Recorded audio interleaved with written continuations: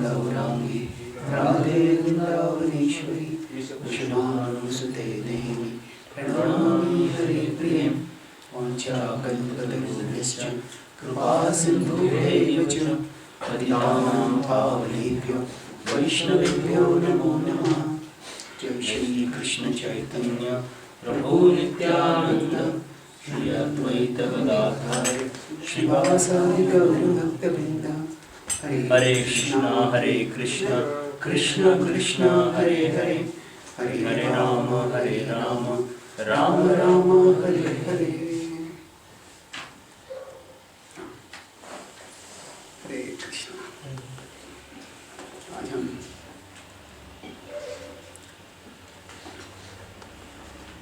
भगवद गीता का जो 13वां अध्याय है उसके पहले 7 श्लोकों पे हमने कल चर्चा की थी। तो आज हम 8वें श्लोक से शुरुआत करते हैं। तो क्षेत्र और क्षेत्रज्ञ इन दो विषयों पे भगवान ने दूसरे से 7वें श्लोक पर चर्चा की है। 6 विषयों पर चर्चा होने वाली है। क्षेत्र और क्षेत्रज्ञ पे भी चर्चा हो चुकी है। तो अभी तीसरे विषय पर चर्चा चालू हो जाएगी, वो है ज्ञान। तो अभी यह जो एक ही प्रसंग है पूरे भगवद गीता में, जब प्रभुपाद जी 5 श्लोकों का तात्पर्य एक साथ में देते हैं। कई जगह पे 3 श्लोकों का, 4 श्लोकों का। 16वें अध्याय में देखिए 16, 1, 2, 3 तीनों जो है वो दैवी गुणों के बारे में वर्णन आता है। तो साथ में इसलिए तीनों श्लोकों का तात्पर्य एक साथ में देते हैं। उसमें से समाधि का वर्णन जो करते हैं श्लोक, वो 20 से 24 तक है। वो भी 5 श्लोक है, पर वास्तव में वे 4.5 श्लोक है। उनको प्रभुपाद जी 5 श्लोक के रूप में बोलते हैं, कल बताया था। वो चौथा श्लोक जो है, 5वां श्लोक जो है वो आधा ही प्रभुपाद वहाँ पे लेते हैं। फिर उसके बाद में 25वां श्लोक जो है वह एक्चुअली वह वहाँ पे पूरा आता है। एक्चुअली वो 3.5 श्लोक है, सॉरी वो 4.5 श्लोक नहीं, 3.5 श्लोक है। वो निश्चयेन युक्तो योगो निर्विण्ण चेतसा, वो अगले श्लोक में आता है। तो यहाँ पे एक ही जगह पे 5 श्लोक का तात्पर्य साथ में दे रहे हैं। और यह विचार की दृष्टि से बिल्कुल युक्त है, क्योंकि 5वें श्लोक के अंत में भगवान बोलेंगे कि ये एक श्रृंखला होता रहे, एतत् ज्ञानमिति प्रोक्तम्। तो सारा एक ही विचारों का वर्णन चल रहा है, एक ही चीज़ का वर्णन चल रहा है। तो हम ये 5 श्लोक को एक साथ दोहराते हैं, फिर उसके बाद में हम चर्चा करेंगे। अमानित्वम् अदम्भित्वम् अहिंसा शान्तिराजवम् आचार्योपासनं शौचं स्थैर्यमात्मविनिग्रहः इन्द्रियार्थेषु वैराग्यम् अनहंकार एव च जन्ममृत्युजरा व्याधि दुःखदोषानुदर्शनम् असक्तिरनभिष्वङ्गः पुत्रदारगृहादिषु नित्यं च समचित्तत्वम् इष्टानिष्टोपपत्तिषु मयि चानन्ययोगेन भक्तिरव्यभिचारिणी विविक्तदेशसेवित्वम् अरतिर्जनसंसदि आध्यात्मज्ञाननित्यत्वम् तत्त्वज्ञानार्थदर्शनम् ज्ञानमिति प्रोक्तम् अज्ञानं यदतोऽन्यथा। तो एतत् ज्ञानम् इति प्रोक्तम्, इसको ज्ञान कहते हैं। और इसके अलावा जो भी है अज्ञानम ये तो अन्यथा, उसके अलावा ये सब अज्ञान है। अब इसके पहले भगवान ने ज्ञान की परिभाषा संक्षिप्त में दी थी। इसे याद है क्या परिभाषा थी वो? क्षेत्र ज्ञानम मतम मम। इसी अध्याय के दूसरे श्लोक में बताया था, तीसरे श्लोक में बताया था भगवान ने कि जो क्षेत्र और क्षेत्रज्ञ को जानता है वह वास्तव में ज्ञान, वह क्षेत्र और क्षेत्र का ज्ञान के बारे में जो ज्ञान है वह वास्तव में ज्ञान कहलाता है। तो अभी क्षेत्र और क्षेत्रज्ञ के बारे में ज्ञान प्राप्त करना है, वो प्राप्त कैसे करते हैं ज्ञान? तो उसके लिए विधि है। और वो जो विधि है कि हमें हमारा अंतरंग चेतना का परिवर्तन करना है। और चेतना का परिवर्तन करना मतलब कि वह सद्गुण जो है वह विकसित करना। जब सद्गुण विकसित होते हैं तो फिर वो ज्ञान आध्यात्मिक चेतना प्रकट होने के कारण विकसित होने के कारण वो प्रकट हो जाता है ज्ञान। मतलब कैसे है, यह जो ज्ञान है यह केवल जानकारी नहीं है, यह एक जागरण है। जैसे इसका उदाहरण देना है तो अगर कोई चित्र है, कोई चित्रकार कोई चित्र बनाता है तो अभी चित्र को देख के किसी को लगा अच्छा ये अच्छा चित्र है, पर जो व्यक्ति चित्र के अभी जो चित्र होते हैं उसको समझना भी एक कला होती है। आपको पता है अभी कुछ लोग अभी मूवीज होते हैं, तो जो मूवीज होते हैं तो कुछ लोगों का आजीवन पेशा क्या होता है, सिर्फ मूवीज देखने का और उसका रिव्यू न्यूज़पेपर में लिखने का। और वो लोगों को वो मूवीज देखने के लिए लोग न्यूज़पेपर वाले पैसा देते हैं और लोग जिंदगी भर अपना पैसा ऐसे ही कमा लेते हैं। उनको और कोई नौकरी करनी नहीं, क्या करना है, सिर्फ मूवी देखना, मूवी के बारे में लिखना है। तो इसमें क्या है, कोई भी व्यक्ति कर सकता है उसके बारे में, पर ऐसे नहीं है। वो क्या है, वो व्यक्ति जब वो अगर कोई चित्रपट देखता है तो फिर उसको वहाँ पे कलाकार ने कैसे कला किया है, कैसे नृत्य किया है, कैसे एक्टिंग किया है, डायरेक्शन कैसे है, वो सबका जब ज्ञान होता है उसके अनुसार फिर वो जो उसको क्रिटिक कहते हैं, आर्ट क्रिटिक। तो ये जो व्यक्ति होता है फिर उसको पूरा ज्ञान हो के फिर वो बोलता है। बाकी सब लोग जाएंगे उसे बोलो जाए यहाँ पे एक्शन ऐसा था, ऐसा डांस था, ये था, ऐसा था, हो गया खत्म। पर वो जो अभी वो सारा जो है ऐसा भौतिक ही है, पर भौतिक चीज़ों में भी फर्क होता है। तो जो हमारे वैदिक शास्त्रों में भरत मुनि नाट्य शास्त्र लिखा है, और नाट्य शास्त्र में वो बताया कि जो नाटक होता है वह वास्तव में रसिक लोगों के मन में रस उत्पन्न करेगा। सबके लोगों में रस उत्पन्न करेगा आवश्यक नहीं है, रसिक जब प्रेक्षकगण होंगे तब उसमें रस उत्पन्न होगा। तो इसका मतलब क्या है कि अगर कोई भौतिक चीज़ भी अगर रस की दृष्टि समझनी है तो उसके लिए सिर्फ जानकारी अनुभव नहीं है, उसको क्या पूरी समझ चाहिए। वो एक प्रकार की अलग चेतना चाहिए जिससे कि अच्छा ये संगीत ऐसा है, या ये नृत्य ऐसा है, या ये ऐसा होना चाहिए। तो उसी तरह से अगर हम देखते हैं तो आध्यात्मिक स्तर पे जब हमको आत्मा और भगवान समझना है तो एक प्रकार की चेतना को जागृत करना है। तो इसीलिए ज्ञान ये जानकारी की बात नहीं है, ये ज्ञान ये जागृति की बात है। और वो जागृति होने के लिए सद्गुणों का विकास करना आवश्यक है। इसीलिए यहाँ पे भगवान जब ज्ञान बता रहे हैं तो वे गुणों की श्रृंखला बता रहे हैं। वह 20 गुण बता रहे हैं यहाँ पे, और ये जो 20 गुण हैं इनकी चर्चा प्रभुपाद जी ईशोपनिषद में विस्तारित रूप से करते हैं। ईशोपनिषद में 9वां 10वां 11वां जो श्लोक है वह विद्या और अविद्या की तुलना होती है उसमें। तो उसमें 10वें श्लोक के तात्पर्य में प्रभुपाद जी यही यहाँ पे जो एक एक गुण बताया गया है उसका प्रभुपाद जी पूरा एक 2 3 वाक्यों में भाषांतर करते हैं, एक शब्द का, और फिर उसका वर्णन करते हैं वो।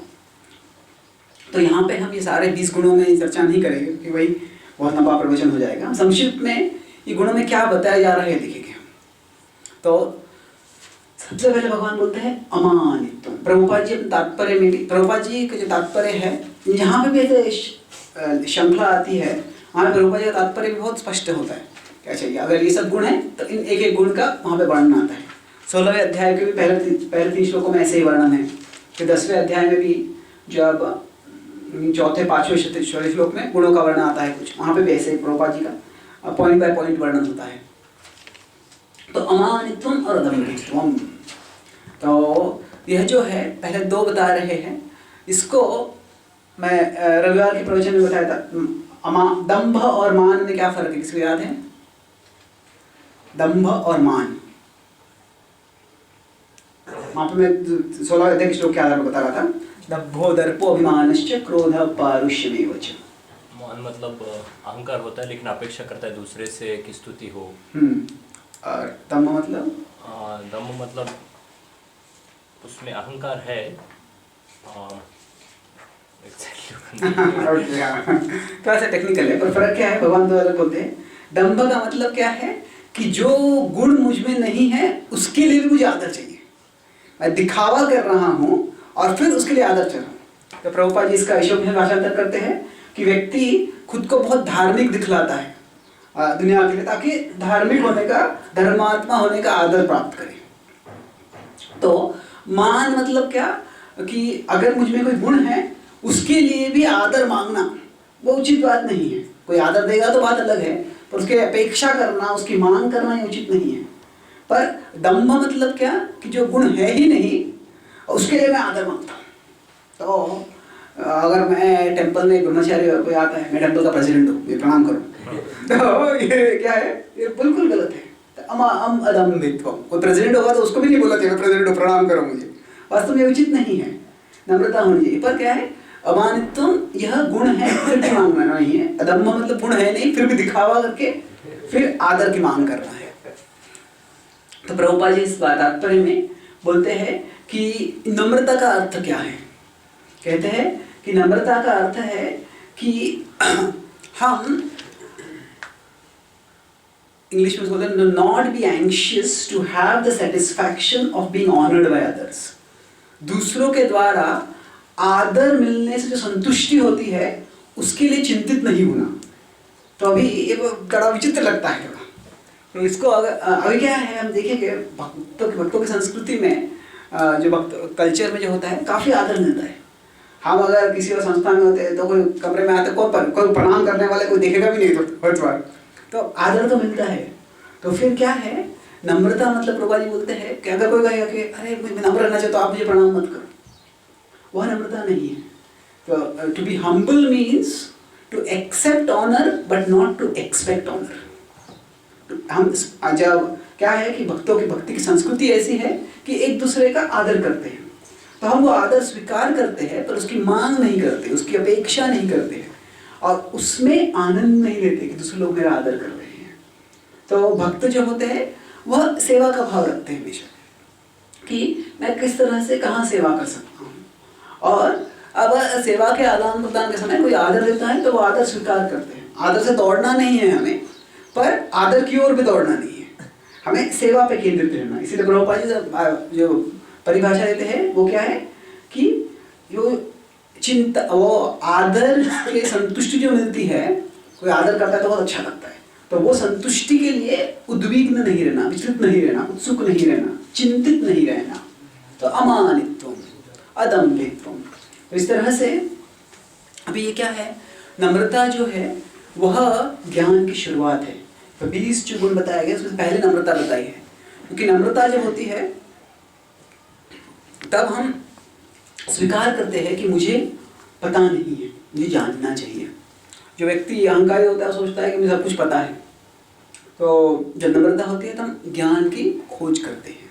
तो इसीलिए जो ज्ञान का जो आगर है, ज्ञान का जो महल है, उसका दरवाज़ा जो खुलता है वो नम्रता से खुलता है। जो व्यक्ति नम्र नहीं है वो ज्ञान के आगर के हमेशा बाहर रहता है, वो उसके अंदर पहुंच नहीं सकता है, क्योंकि उसको खुद के ही जो अभिज्ञान है उस पर ही गर्व रहता है।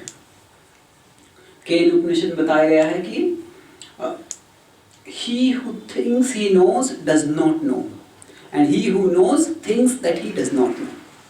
जो व्यक्ति सोचता है कि मैं जानता हूँ वो जानता नहीं है, और जो व्यक्ति जानता है वो सोचता है कि मैं जानता नहीं क्या मतलब है इसका कि कोई व्यक्ति अगर सागर के तट में है और वो कहता है, उसने सागर के अंदर कभी गया है नहीं, हाँ रोज देखा है सागर, क्या पता है मुझे, रोज देखता हूँ मैं उसको, उसमें क्या बड़ी बात है। तो वास्तव में सागर कितना विशाल है, उसके अंदर क्या क्या है उसको कुछ पता ही नहीं है, सिर्फ देवपर से देखा ना सागर को जानता हूँ मैं। तो जो सोचता है, जो कहता है कि मैं जानता हूँ वह जानता नहीं है। पर जो व्यक्ति सागर में डूब गया, सागर पे कूद के सागर की जो गहराई है उसको नापने का प्रयास किया है, बहुत अंदर तक गया है और काफ़ी अंदर तक जाने के बाद उसको सागर के बारे में बहुत कुछ पता है, पर जितना उसको पता होता है उससे वो पता है कि यार कितना सारा है जो मुझे पता नहीं है। तो जब हम सागर की विशालता को समझते हैं तब हमारा ज्ञान कितना भी विशाल क्यों ना हो, हम समझते हैं कि मुझे अब पता नहीं है। तो ठीक उसी तरह से क्या है, जो व्यक्ति भगवान का कुछ जानते नहीं, हाँ कृष्ण मैं तो जानता हूँ, कृष्ण है, महाभारत में होते हैं, भागवत में होते हैं, टीवी पे देखा है, हमें सब कहानियाँ बताए। पर जो आचार्य भगवान कृष्ण की भक्ति करते हैं, कृष्ण की समझ में बहुत घूर जाते हैं, वो क्या कहते हैं कि वास्तव में, जैसे मुचुकुंद महाराज कहते हैं कि हे प्रभु, कि सागर में जो आसमान में तारे हैं उसको कोई गिन सकता है, पर आपके जो गुण है वो कोई गिन नहीं सकता है। तो ये क्या है? नम्रता है। तो नम्रता से हम भगवान को समझ सकते हैं।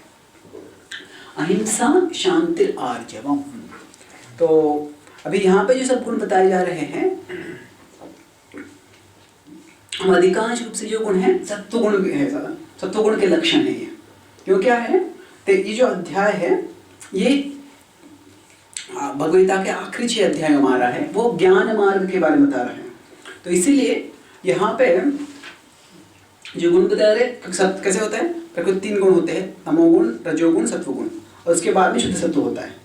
तो जब तक सत्वगुण में व्यक्ति नहीं आता है तब तक उसको ज्ञान मार्ग का अनुशीलन करना बड़ा मुश्किल होता है। इसलिए ज्ञान मार्ग में भी ये बताया गया है कि अगर आपको आध्यात्म प्राप्त करना है तो सबसे पहले संन्यास ले लो। तो संन्यास ले लो मतलब कि आप भौतिक सब आसक्तियों से मुक्त हो रहे हो, तो उसके बाद में आप सत्वगुण में आ गए, फिर ब्रह्म की ओर चले जाओगे आप। तो अहिंसा शांति आर्जव ये सब जो है यह सत्वगुण के लक्षण है। तो हम इसकी सब चर्चा नहीं करेंगे क्योंकि अभी हम समय कम पड़ेगा, मैं उसमें से कुछ महत्वपूर्ण चर्चा करता हूँ। तो इसमें हम 2 विरुद्ध गुण जैसे देखेंगे। एक है आखिरी में आता है विविक्त देश सेवित्व अरतिर जन संसदी।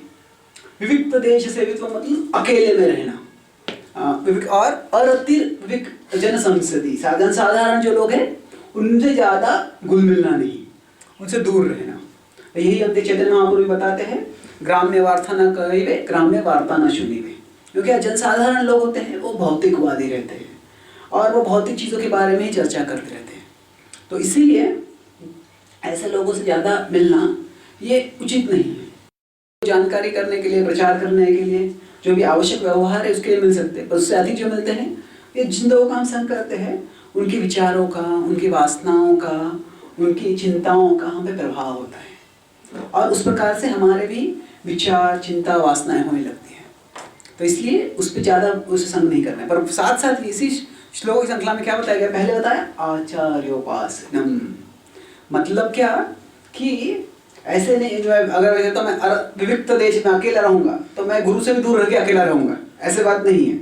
आचार्योपासनम, हमें आचार्य की उपासना करें, न केवल आचार्य का स्वीकार करना है, न केवल आचार्य के संग में रहना, पर उनकी उपासना करनी है।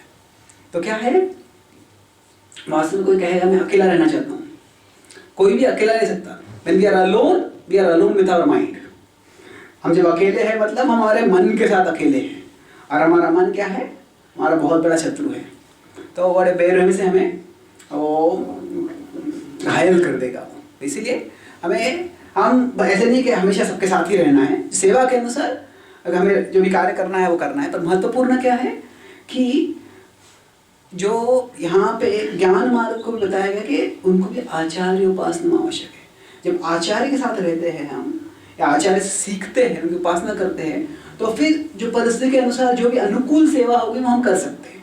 तो कुछ सेवा के लिए सब भक्तों के साथ में रहना है, सेवा करनी है, अगर संकीर्तन करना है, प्रचार करना है, या पर कुछ सेवाएं होती है। अगर शास्त्र का अध्ययन करना है, चाणक्य पंडित कहते हैं अगर अध्ययन करना है तो आपको अकेले करना है। तो क्या है, अलग अलग चीज़ों के लिए अलग अलग प्रकार से हम कार्य करना होता है। पर महत्वपूर्ण भाव क्या है कि आचार्य उपासना जब करते हैं तो फिर हम जो भी सेवा के अनुकूल है बाद में कर पाएंगे। फिर आगे बताते हैं जन्म मृत्यु जरा व्याधि दुख दोषानुदर्शनम। मैं सबकी चर्चा नहीं कर रहा हूँ, कुछ चर्चा कर रहा हूँ। इसमें क्या है कि इसका उल्लेख भगवद्गीता में एक और बार पहले आया है। जन्म मृत्यु जरा व्याधि 4 ये जो दुख है भौतिक जगत के, इसका वर्णन 3 बार आता है भगवद्गीता में, यह दूसरी बार आया है। इसके पहले 7वें अध्याय के 28वें श्लोक में आया था, 29वें श्लोक में जरा मरण मोक्षाय मामाश्रित्य दन्तिये ते ब्रह्म तद्विदुकृत्स्नम् आध्यात्मं कर्म चाखिलम्। जरा मरण मोक्षाय, जरा और मरण, मृत्यु और बुढ़ापा, इस मोक्षाय, इससे मुक्ति प्राप्त करने के लिए कुछ लोग मेरा आश्रय ग्रहण करते हैं। और 14वें अध्याय में भी भगवान जब 3 गुणों के बारे में बोलेंगे तब ये बोलेंगे कि गुणानेतान अतीत्यत्रीन् देहि देह समुद्भवान् जन्म मृत्यु जरा दुःखैर्विमुक्तो मामुपैष्यसि। तो आई थिंक 20वें-19वें श्लोक में बोलते हैं, उसमें आएंगे 14वें अध्याय के, चर्चा करेंगे तभी उसको, कि यहाँ पे क्या है, ये महत्वपूर्ण है वैदिक शास्त्रों में कि जन्म मृत्यु जरा व्याधि है, यह इस भौतिक जगत के दुखालय होने का प्रधान लक्षण है। कभी क्या होता है कि किसी को कोई बीमारी होती है तो वो बीमारी के लिए अगर पेन किलर ले लेता है तो क्या होता है, वो पेन किलर से और बीमारी कुछ दर्द लगता नहीं है। तो अभी बहुत दर्द हो रहा है तो पेन किलर लेना ठीक है, पर अगर वो पेन किलर लेने का ये उद्देश्य है कि वो मैं बीमार हुए भूल ही जाऊँ, तो फिर क्या होता है, वो अंदर से बीमारी और उसको खराब कर रही है और अंदर से पूरा शरीर को उद्ध्वस्त कर देगी और एक दिन मृत्यु हो जाएगी उस व्यक्ति की और कुछ करेगा ही नहीं। तो the pain killer should complement the cure, not obstruct the cure. तो जो पेन किलर है वो दवाई जब ले रहा है तभी 60 साल अगर बहुत दर्द है तो सहन करने के लिए पेन किलर ले सकते हैं, पर व्यक्ति सोचता है कि पेन किलर ले लूँगा और दवाई की ज़रूरत ही नहीं है, तो क्या हो जाएगा, अंदर से वो पूरा शरीर नष्ट हो जाएगा। तो ठीक उस तरह से तो हम जब कहते जन्म मृत्यु जरा व्याधि ये है, तो इसका मतलब क्या है कि ये भौतिक जगत दुखालय है और उसका स्मरण करना चाहिए। तो आधुनिक संस्कृति क्या है कि ये इन सबको ढक देती है, इन सबको ढक देती है ताकि लोगों को पता ही नहीं चले ऐसे कुछ हो रहा है। तो चाइना में उन्होंने एक बहुत बड़ा रेल बनाया था, तो एक बड़ी खाई थी और खाई के सामने उन्होंने एक रेल बना दिया और वह उन्होंने बताया कि हमारे तंत्र ज्ञान का ये बड़ा यश था, बहुत ही हाई स्पीड ट्रेन था वो, और वो एक बड़ा कई मीलों का ब्रिज था, बहुत लंबा ब्रिज से बहुत हाई स्पीड ट्रेन चलती थी। और उन्होंने कहा कि अभी हमारा तंत्र ज्ञान इतना बढ़ गया है कि ऐसा ट्रेन जो कोई बना नहीं सकता हमने बना दिया है। तो क्या हुआ, उसी ब्रिज पे एक्सीडेंट हो गया, तो 2 ट्रेन आ गए, उनका टक्कर हो गया, तो दोनों ट्रेन वो पहाड़ से नीचे गिर गई और नीचे खाई में गिर गई। तो सरकार ने क्या किया, सरकार ने अपना पूरा फायर ब्रिगेड और सारा फोर्स भेजा कि जो भी वो ट्रेन नीचे गिर गए वहीं पे खड्डा खनो, उसको वहीं पे गाड़ दो, किसी को पता नहीं चला कि एक्सीडेंट हो गया। तो क्या है, आजकल अभी इंटरनेट होता है, फेसबुक होता है, ट्विटर होता है, तो उसमें क्या है, जो लोग ऊपर से जा रहे थे तो सब कैमरा से फोटो निकाल लिया, सबको दिखा दिया। तो क्या है, ये पॉइंट क्या है, भौतिक जगत में सब कवर अप कर देते हैं कि जो भी अगर दुख हो रहा है, जो भी व्याधि है, उसको दिखाने का ही नहीं। कभी कोई बड़े हॉस्पिटल में जाएंगे तो वो हॉस्पिटल बाहर से कोई 5 स्टार होटल जैसे लगता है, तो इसमें अंदर कोई दुखी है ऐसा लगता ही नहीं है। तो ऐसे नहीं है कि हॉस्पिटल सबको दुखी रखना चाहिए जानबूझ के, पर पॉइंट है कि जब हम कवर कर देते सब कुछ, ढक देते सत्य, तो फिर क्या होता है, वो सत्य के निवारण के लिए, सत्य के हल के लिए कोई प्रयास ही नहीं करता है। प्रभुपाद जी के शिष्य थे हयग्रीव प्रभु, वो उन्होंने एक ग्रंथ लिखा है हरे कृष्णा एक्सप्लोजन, उसमें वो बताते हैं कि वो प्रभुपाद से मिलने के पहले ही उनको ईस्टर्न विजडम, ये पूर्व के ज्ञान के बारे में रुचि हो गई थी, और वो जब उन्होंने थोड़ा बुद्धिज्म के बारे में पढ़ा, हिंदुइज्म के बारे में पढ़ा, बोले ये लोग इतने निराशावादी क्यों हैं, हमेशा कहते हैं दुख जगह दुखालय है, इसमें बहुत दुख है, दुख का हम तो इतना आनंद में है। और फिर वो बोले कि वो वैसे तो पहले ही वो प्रभुपाद से मिलने के पहले ही वो गुरु की खोज भारत में आ गए, और भारत में आ गए तो बॉम्बे में उन्होंने लैंडिंग किया, और बॉम्बे के रेलवे स्टेशन में जब लोकल को देखे थे, हाँ ये कोई दुखालय है। तो अभी जगत दुखालय है, इसका मतलब ये नहीं है कि हमें इसके दुख बढ़ाने हैं या इसके दुख वैसे के वैसे रखने हैं। हमें भी दुखों का निवारण जहाँ तक कर सकते हैं करना चाहिए। अभी 4थे स्कंद में हम देखते हैं कि जब पृथु महाराज के पास नागरिक आते हैं और वो कहते हैं कि अभी सारा जो अकाल हो गया है और हम सब भूख से इस तरह से जल रहे हैं, जैसे कि अगर कोई जंगल में कोई चींटी आग में जल रही हो उस तरह से हम जठराग्नि के कारण जल रहे हैं। तो ये पुत्र महाराज नहीं कहते हैं कि हाँ अभी आपको दुखालय है, उनको साक्षात्कार हो रहा है। वो क्या करते हैं, तुरंत कार्य करते हैं, क्योंकि राजा के रूप में उनकी जिम्मेदारी है कि अपनी प्रजा का देखभाल करना। तो जब हम कहते हैं दुखालय है, ये जन्म मृत्यु चरा देश, इसका मतलब ये नहीं है कि हमें ये दुखों को वैसे ही रखना है या बढ़ाना है, पर ये दुखों को छिपाना भी नहीं है। ये दुखों को स्वीकार करके उस पर चिंतन करके हमारे जीवन को इस तरह से जीना है जिससे कि हम आध्यात्मिक स्तर पर जा सकें, और आध्यात्मिक स्तर पे फिर हम मुक्त हो सकें। तो मतलब क्या है कि एक है निराशावाद। निराशावाद मतलब क्या है, ये भौतिक जगत दुखालय, यहाँ पे कुछ करो ही मत। पर निराशावाद भी उचित नहीं है, ये वैदिक तत्वज्ञान नहीं है कि जब तक हम भौतिक जगत में हैं हमें यहाँ पे जिम्मेदारियाँ हैं और जिम्मेदारियाँ पूरी करनी है। पर तो निराशावाद यह है, वैदिक तत्वज्ञान नहीं है। पर मिथ्या आशावाद हो जाए, फॉल्स ऑप्टिमिज्म। मिथ्या आशावाद क्या है कि यहाँ पे हम कुछ योजना करो सब कुछ ठीक हो जाएगा। 1824 में या कुछ तो भी एक वैज्ञानिक था, उसने एक लेख लिखा कि अभी विज्ञान की ऐसी प्रगति हो रही है कि 20 सालों में दुनिया में एक ही समस्या रहेगी कि विज्ञान ने सारे समस्याओं का हल कर दिया होगा और सारा जो मेहनत का काम है सारा मशीन कर ले होगे। तो मानव के सामने एक ही समस्या होगी कि इतना समय है, उस समय का क्या करें। पर वास्तव में क्या हुआ है, समस्या और बढ़ गई है और अभी समय ही नहीं है किसी के पास। तो क्या है, भौतिक स्तर पे समस्याओं का हल नहीं होता है। मैं जो संयुक्त राष्ट्र होते हैं, संयुक्त राष्ट्र का की स्थापना की 50वीं वर्षगांठ जब थी, तो उसमें मुझे कुछ प्रवचन देने के लिए बुलाया गया था। तो वहाँ पे जो संयुक्त राष्ट्र के भारत के जो महाराष्ट्र के थे वो अध्यक्ष उस विभाग के, तो वो बता रहे थे कि 50 साल से लगभग अब संयुक्त राष्ट्र के लाखों लाखों लोग हैं भारत विश्व भर में, और करोड़ों करोड़ों की मात्रा में उन्होंने धन भी खर्च किया है कि दुनिया को और अच्छा बनाने के लिए।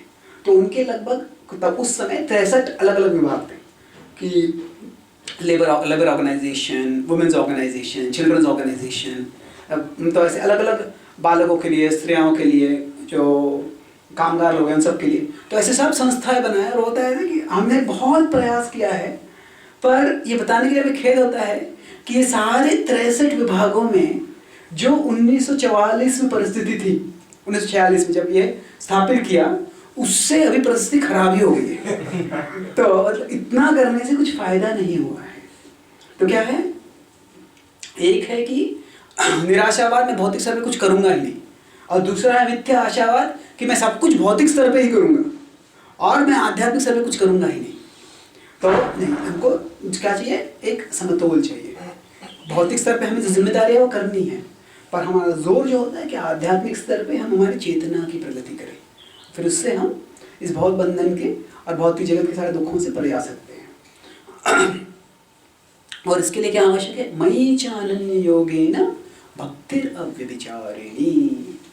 मयि च अनन्य योगेन, भगवान कहते हैं कि भक्ति करो, किस तरह से, अनन्य योगेन। तो भक्ति जो है वह यहाँ पे सबसे महत्वपूर्ण अंग है इन समूह का। तो जब ज्ञान योगी होते हैं, जब ज्ञान योगी भी ज्ञान साधना करते हैं, तभी वे भक्ति अपने ज्ञान का एक अंग के रूप में इस्तेमाल करते हैं। उनके लिए भगवान ये एक ध्येय नहीं है। God is not a goal, God is a tool for them. कि भगवान एक ध्येय नहीं है, भगवान एक माध्यम है। कि अभी मैं तमोगुण में हूँ, रजोगुण में हूँ, उनका प्रभाव है थोड़ा बहुत मुझे, तो मुझे शुद्ध सत्व पे जाना है, दिव्य स्तर पे जाना है। आध्यात्मिक कैसे जाऊँ, तो मैं भगवान पे चिंतन करता हूँ, उससे मैं नीचे के गुणों से सत्वगुण तक आ जाऊँगा, और फिर उसके बाद में मैं वो भगवान पे चिंतन करने की जरूरत नहीं है। तो ये जो होता है, ज्ञान योग का ऐसा भाव भी होता है। तो कुछ ज्ञान योगी होते हैं वो ज्ञान से भक्ति तक आ सकते हैं, पर यहाँ पे ज्ञान योग में भी भगवान बोलते हैं कि भक्ति महत्वपूर्ण है। किस प्रकार की भक्ति, अनन्य योगेन भक्तिर् अव्यभिचारिणी। और इस तरह से यहाँ पे जो और जो गुण बता रहे हैं वो, इन सब का सार क्या है, वह सब जो है एक अंतरंग परिवर्तन के लिए है। साधारणतः भौतिक जो शिक्षण होता है वह अंतरंग परिवर्तन पे ज़्यादा कुछ जोर नहीं देता है। वह जो जोर देता है वह किस पे है कि आपको कितनी जानकारी प्राप्त हो, और आपको जानकारी प्राप्त करने के बाद आपको नौकरी कैसे मिले। तो बेसिकली जो learning is not for earning, learning is for growing. जो ज्ञान का उद्देश्य क्या है, वो सिर्फ नौकरी प्राप्त करना नहीं है। आजकल वही उद्देश्य हो गया है, और आजकल का शिक्षण ऐसा है कि वो भी उद्देश्य पूरा नहीं होता है। बहुत से लोग होते हैं शिक्षण प्राप्त कर लेते हैं, कोई डिग्री प्राप्त करते हैं, उसके बाद में भी उनको कोई नौकरी नहीं मिलती है। तो फिर ये दुर्भाग्य की बात है। शिक्षण ऐसा होना चाहिए उससे चरित्र का विकास हो, उससे व्यक्ति की अंतरंग वृद्धि हो, और वो वृद्धि कब होती है, जब गुणों का विकास होता है, न केवल जानकारी का विकास होता है। तो इसीलिए यहाँ पे बताया जा रहा है कि ऐसे गुण जब प्राप्त होते हैं तो वह ज्ञान है, और इसके अलावा जो भी है वह अज्ञान है। जो भी है वो अज्ञान है। इसका मतलब क्या है कि भौतिक दृष्टि से भले ही वो ज्ञान हो सकता है, पर जो सत्य में ज्ञान है उसके ओर उससे कोई प्रगति नहीं होती है। वो उससे जो वास्तव में अगर कोई व्यक्ति जेल में है और फिर जेल में जब बैठा है और फिर जेल की जो दीवार है वो जेल के दीवार की रचना में वो पीएचडी कर देता है वहाँ पे, तो उससे क्या फायदा होने वाला है? उसको वास्तव में क्या करना है, और जेल से बाहर कैसे निकलना है वह महत्वपूर्ण है। तो कोई भी चीज़ में हम बहुत ज्ञान प्राप्त करें तो ज्ञान प्राप्त कर सकते हैं, पर वो ज्ञान का उद्देश्य क्या है? जेल में अगर है, सबसे पहले महत्वपूर्ण क्या है, जेल से बाहर कैसे निकले। जेल से बाहर कैसे निकले महत्वपूर्ण है। ठीक उसी तरह से इस भौतिक जगत में, भौतिक जगत का सबसे महत्वपूर्ण ज्ञान क्या है कि हम यहाँ पे दुखों से राहत कैसे प्राप्त करें। तो इसके अलावा बहुत कुछ ज्ञान हो सकता है। अभी हम कहें कि इतने सारे विषय हैं जिनका ज्ञान है, फिजिक्स, केमिस्ट्री, इतने सारे विषय है, इतिहास, भूगोल, ये सब, इन सब का ज्ञान नहीं है, वो एक तरह से ज्ञान है, पर इन सब से आध्यात्मिक प्रगति में कोई मदद नहीं होती है। इसीलिए अज्ञानम यदतमन्यथा, वह सब अज्ञान है। यहाँ पे भगवान जी बता रहे हैं, वो आध्यात्मिक प्रगति की दृष्टि से ज्ञान के बारे में बता रहे हैं। जैसे यहाँ पे ये जो गुण बताए गए हैं उसका कल्टीवेशन करना है, क्योंकि वो ज्ञान प्रकट कराएंगे। लेकिन ये भक्ति और व्यभिचारिणी, इसके बारे में आपने कहा कि ये ज्ञानी के लिए एक अंग है। तो ये सब जो गुण हैं बेसिकली ये ज्ञानी का साधना है कि वो कल्टीवेट करे ताकि ज्ञान। लेकिन अभी जो भक्त योगी है उसके लिए इन गुणों को कल्टीवेशन करने में कितना ध्यान देना चाहिए, या फिर वो उसकी जो अंग है श्रवण कीर्तन उस पर जोर देना चाहिए? क्या भक्तों को जो अलग अलग गुण हैं उनका विकास करने में कितना जोर देना चाहिए, या कि सिर्फ भक्ति के प्रधान अंग श्रवण कीर्तन उस पर ही जोर देना चाहिए? वास्तव में भक्ति यह संपूर्ण व्यक्ति, उसके चरित्र, उसके जीवन, उसको सर्वांग दृष्टि से परिवर्तित करती है। तो हम भक्ति को सिर्फ कुछ कार्यों से संकुचित नहीं कर सकते। वह प्रधान कार्य है भक्ति के, श्रवण कीर्तन विष्णु स्मरणम पाद सेवन, वहाँ पे 9 कार्य बताए हैं। पर उसको ही हम दूसरी विश्लेषण करते हैं तो रूप गोस्वामी 64 कार्य बताते हैं भक्ति के भक्ति सामूहिक सिंधु में। और फिर उसके बाद में वो क्या बताते हैं, वास्तव में यह सब है तो महत्वपूर्ण क्या है, ये न केन प्रकारेण मन कृष्ण निवेशित, कि 64 अंग भी है वो आपको मत करेगी, पर महत्वपूर्ण क्या, हमेशा भगवान का स्मरण करो। तो भक्ति में सबसे महत्वपूर्ण क्या है कि हमें भगवान के करीब जाने के लिए, भगवान की सेवा के लिए जाने के लिए जो भी अनुकूल है वो करें। तो जब भी, तो जो अनुकूल्य से संकल्प प्रतिकूल्य से वर्जनम, यह भक्ति का बहुत ही महत्वपूर्ण सिद्धांत है। क्या है, अगर हम देखेंगे शरणागति के 6 लक्षण जो है उनमें से पहले 2 कार्य हैं और बाकी 4 भावनाएं हैं। अनुकूल्य संकल्प प्रतिकूल्य संकल्प रक्षिषति विश्वास गोप्तृत्व वर्णन तथा, ये सब क्या है? भावना है, वक्त आते भावना है कि भगवान हमेशा रक्षण करेंगे, मैं भगवान पे निर्भर हूँ, मैं बिल्कुल भगवान के बिना असहाय हूँ। तो ये सब भावना है, ये भावनाएं धीरे धीरे आएगी। पर हम क्या शरणागत होने के लिए क्या करना चाहिए? जो कार्य हम कर सकते हैं क्या है? जो अनुकूल है वो स्वीकार करें, जो प्रतिकूल है उसको नकार करें, इनकार करें। तो यह जो है यह बहुत महत्वपूर्ण है। तो गुणों का विकास भी है, उसमें हमें देखना है कि जो मेरे भक्ति के लिए अनुकूल है वह मुझे करना चाहिए। तो अभी जो गुण होते हैं वो अलग अलग प्रकार के होते हैं। कुछ बाह्य गुण हो सकते हैं कि अगर मुझे प्रवचन देना है तो स्पष्टता से उच्चारण करना, तो ऐसे इस तरह से बोलना कि वह जो श्रोतागण है उनको अच्छा लगे, मधुर लगे, प्रसन्न करने जैसे लगे, तो अच्छे तरह से प्रवचन देना, यह भी एक गुण होता है। अच्छी तरह से गीत गाना, यह भी एक गुण होता है। कीर्तन करना, वो भी एक गुण होता है। तो ये एक स्तर के गुण हैं। तो दूसरे तरह से कुछ गुण हो सकते हैं कि नम्रता होती है, सहनशीलता होती है। तो यह जो है अभी हमें हमारी सेवा के लिए जो अनुकूल है उसके लिए जो भी ज़रूरी है वो हमें करने के लिए हिचकिचाना नहीं चाहिए। ऐसे नहीं है कि क्योंकि मैं भक्ति कर रहा हूँ इसलिए मुझे प्रवचन को तैयारी करने की ज़रूरत नहीं है। तो हमें एक बार कुछ भक्तों ने प्रवचन कैसे देना तो उसके बाद शिक्षा दी थी पब्लिक स्पीकिंग के बारे में। बोलते थे कि तो लास्ट इंस्ट्रक्शन था डिपेंड ऑन कृष्णा, पर उसके ब्रैकेट में आफ्टर यू हैव प्रिपेयर्ड। भगवान कृष्ण पे निर्भर हो पर तैयारी करने के बाद। ऐसे नहीं तैयारी किए बिना मैं भगवान से निर्भर हूँ। तो वो क्या है? वो that is not dependence, that is negligence masking as dependence. वह क्या है? गैर जिम्मेदारी है जो निर्भरता के नकाब में आ रही है। वास्तव में हमें सेवा करनी है, मतलब जिम्मेदारी स्वीकार करनी है। तो हमें जो भी अनुकूल है भक्ति के लिए वो स्वीकार करना चाहिए और वो गुणों को सीखना चाहिए। और यहाँ तक कि प्रभुपाद जी हम देखते हैं कि जब हम मायापुर का मंदिर बनाए थे, बड़ा मंदिर बन रहा था, तो सारे जो प्रभुपाद जी के शिष्य थे वो तो नए थे। तो प्रभुपाद जी ने उनको बोला कि जो यहाँ पे एक बहुत प्रसिद्ध मायावादी मिशन है, उनके सेंटर में जाओ और वो उनका मिशन कैसे मैनेज करते हैं वो देखो और उनसे सीखो, और वैसा हम मैनेजमेंट यहाँ पे कर सकते हैं। तो प्रभुपाद जी जो है उनका तत्व ज्ञान है उसका पूरा खंडन करते हैं। तो फिर प्रभुपाद जी देखा कि जो मैनेजमेंट कर रहा है अच्छा कर रहा है, तो उन्होंने अपने शिष्य को भेजा वहाँ पे, आपको कैसे मैनेजमेंट करते क्या हो।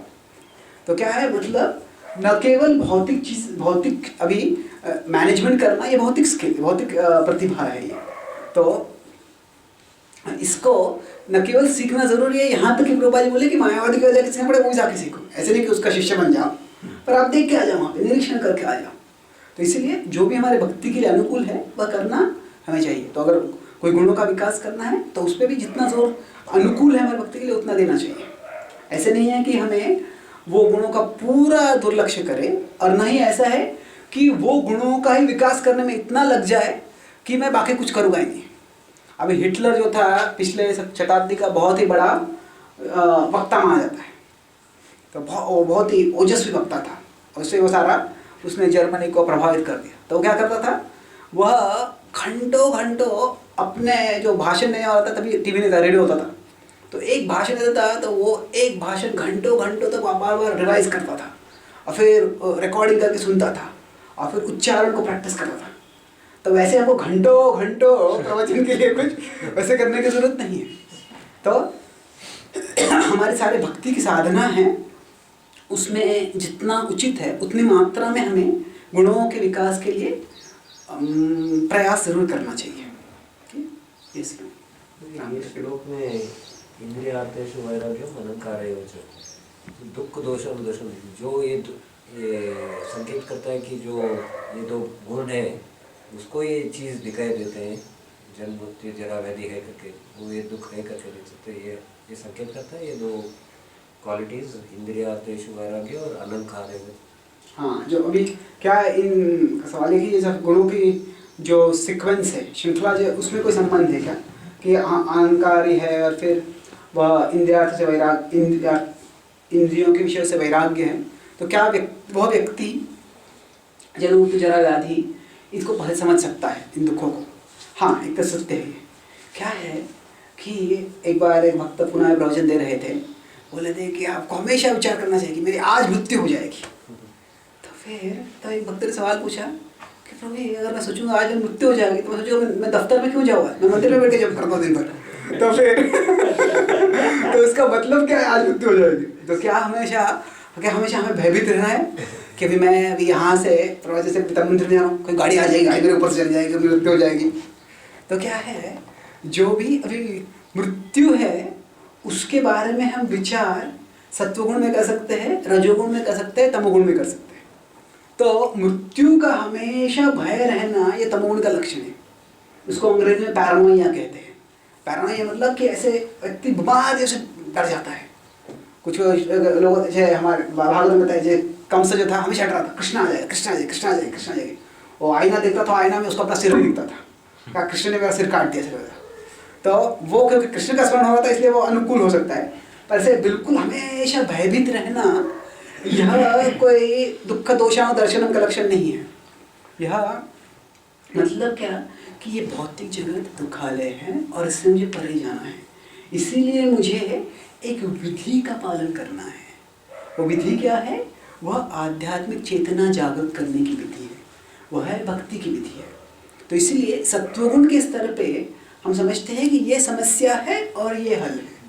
जब तमोगुण में होते हैं तो दो चीज़ें हम करते हैं, या तो मैं शराब पी के समस्या है यही भूल जाऊंगा और खुश हो जाऊंगा, और या फिर मैं समस्या देख के इतना असह्य हो जाएगा, मायूस हो जाऊंगा और कुछ करूंगा ही नहीं। तो दोनों उचित नहीं है। तो इसीलिए हमें जब जो अगर कोई विरक्त हो गया है अहंकार से और इंद्रियों के विषयों से, तो लगभग उसका लक्षण सत्वगुण में है। सत्वगुण में व्यक्ति जो जन्म मृत्यु जरा व्याधि को देखकर उस पर क्या करना चाहिए उस पर चिंतन कर सकता है। ऐसे नहीं कि असह्य हो जाना है, उससे मायूस हो जाना है, हताश हो जाना है, भयभीत हो जाना है, नहीं, उससे हमें क्या होना है? प्रवृत्त होना है कि हम भक्ति में लग जाए। ये क्या है कि there is pessimism in the Vedic philosophy, but the pessimism is only initial, it is never final. जो निराशावाद जो है एक तरह से निराशावाद है। प्रभुपाद जी इस तात्पर्य में भी लिखते हैं कि अगर व्यक्ति इस भौतिक जगत के बारे में निराशावादी नहीं होगा तो उसको आध्यात्मिक प्रगति करने में कोई कुछ प्रवृत्ति नहीं मिलेगी। तो मतलब क्या है कि निराशावाद है, पर वो किस प्रकार का निराशावाद है?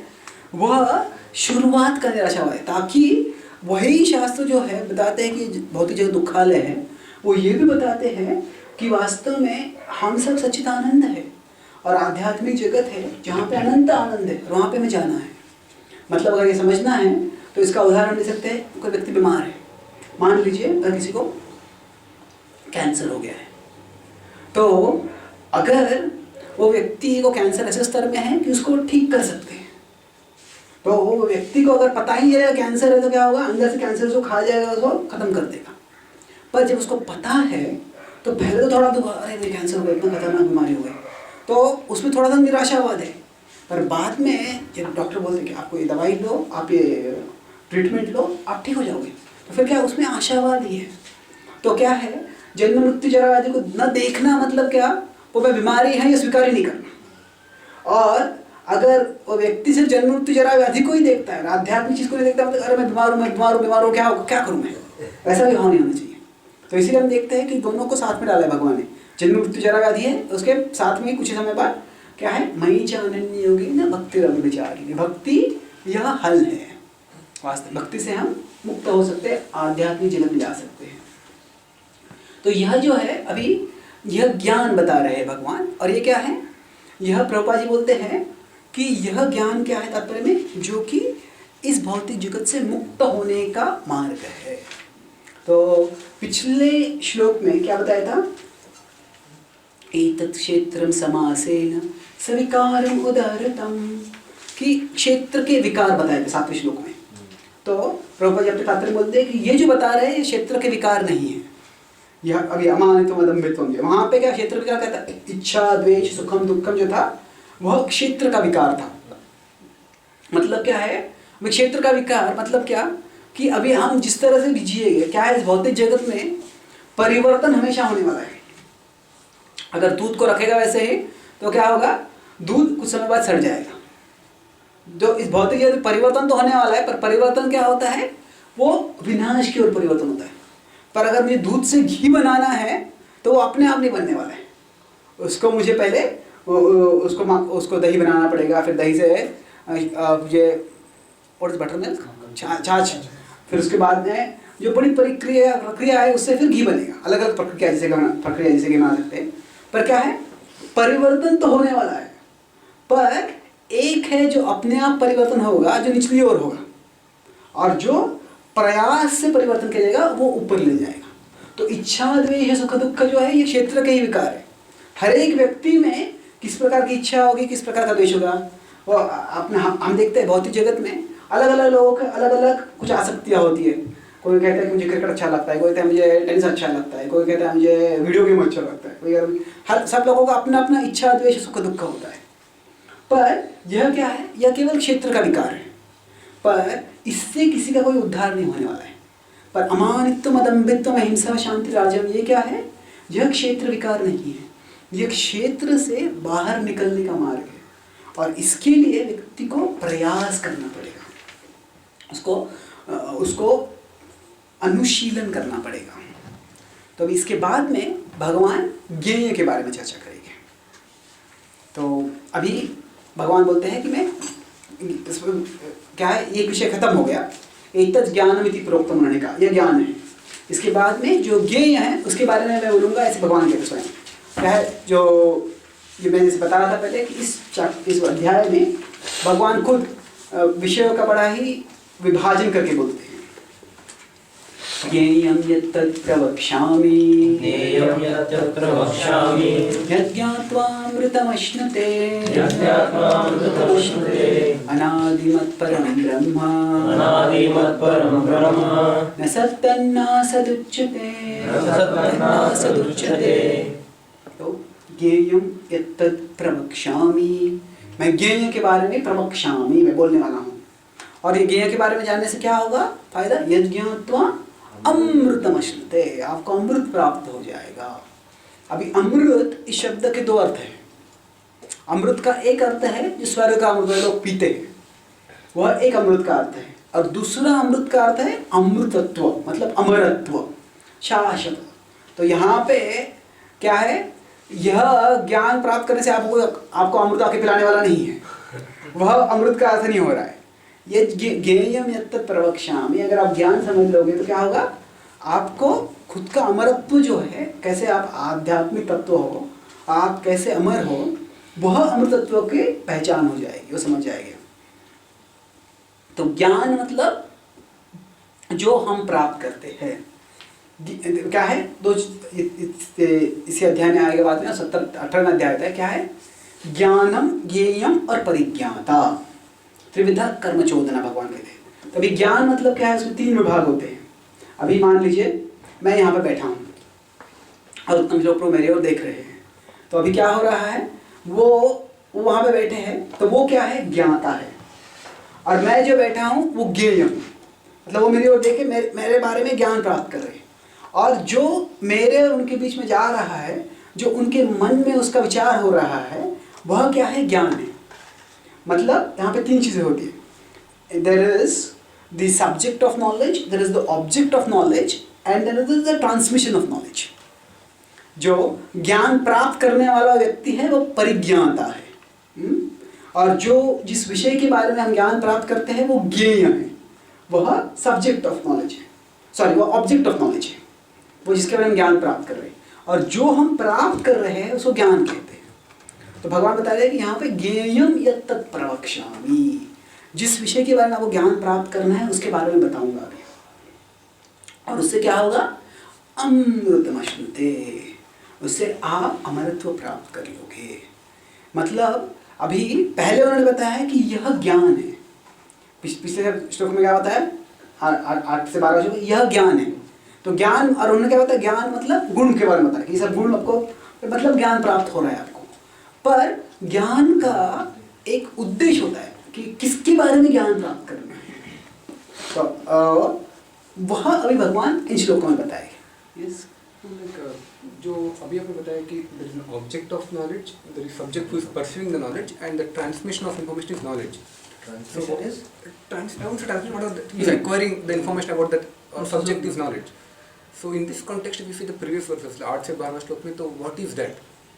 The quality is acquiring by the transmission of हाँ, information. मैं बताया था शायद कि अगर मैं जो पूछा बोल रहा था कि अगर हम कहते हैं कि जो जानकारी का प्रवाह जो हो रहा है वह ज्ञान है, तो वो गुण जो पिछले श्लोक में बताए थे वो सब क्या है? तो अभी ऐसा सवाल ना प्रवचन की बात पूछा करो क्योंकि क्या है, ये अभी सवाल समझाने के लिए भी 5-10 मिनट लग जाएंगे फिर उसके बाद में जवाब समझाना पड़ेगा। लेकिन ऑलवेज है क्वेश्चन। हाँ, मैं संक्षेप में बोलता हूँ क्योंकि सवाल पूछ लिया है। तो क्या है कि वहाँ पे जो बताया जा रहा है कि जो ज्ञान प्राप्त करने के लिए और ज्ञान प्राप्त करने के बाद जो परिवर्तन होता है व्यक्ति में, वह बताया जा रहा है। तो क्या है कि वैदिक संस्कृति में ज्ञान ये कभी केवल इंफॉर्मेशनल नहीं होता है, हमेशा वो ट्रांसफॉर्मेशनल होता है।